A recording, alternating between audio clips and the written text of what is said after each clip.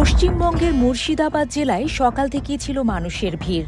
সবার মাঝে ছিল উত্তেজনা, উচ্ছ্বাস আর আনন্দের ঢেউ। এ তো তাদের কাছে পুরনো ক্ষত সারিয়ে তোলার নতুন সুযোগ।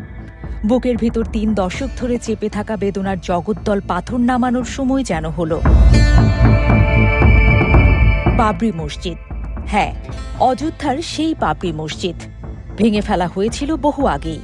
এরপর ঘটা করে সেখানে রাম মন্দির বানিয়েছে ধর্মকে রাজনীতির হাতিয়ার হিসেবে ব্যবহার করা মোদী প্রশাসন।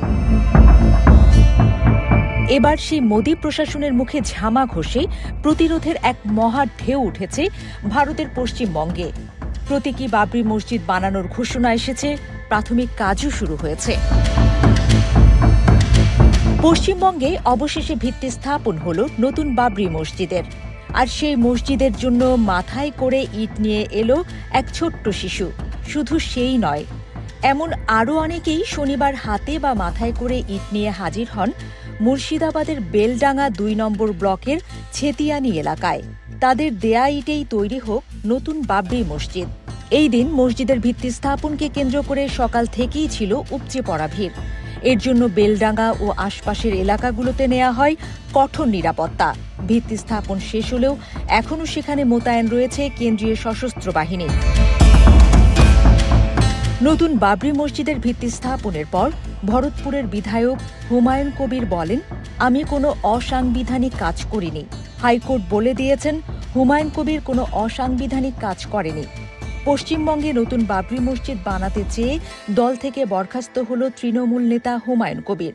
দলীয় শৃঙ্খলা ভঙ্গের অভিযোগে গত বৃহস্পতিবার তাকে বরখাস্ত করে মমতা ব্যানার্জির তৃণমূল। হুমায়ুন কবির বলেন, ভারতের প্রধানমন্ত্রী নরেন্দ্র মোদী অযোধ্যায় রাম মন্দির তৈরি করেছেন। আমরা তার কোনো বিরোধিতা করিনি। ভারতের মুসলিম সমাজ এই নিয়ে কোনো বিরোধিতা করেনি। কিন্তু দুঃখ একটাই, প্রধানমন্ত্রীর সামনে এত বড় একটি ইমারত ভেঙে ফেলা হলো। এরপর অনেক জল গড়িয়েছে, মামলা হয়েছে এবং সেই মামলায় কোথাও বলা নেই আর কোথাও বাবরি মসজিদ করা যাবে না। তিনি জোর গলায় বলেন, আমি আবার বলছি, বাবরি মসজিদ হবে, কোনো শক্তি এটি আটকাতে পারবে না। আর নতুন এই বাবরি মসজিদ নির্মাণ চেষ্টা ঘিরেই চলছে উত্তেজনার পারদ। ২ নৌকায় পা দিয়ে চলা মমতা এই প্রকল্পের বিরোধিতা করছেন।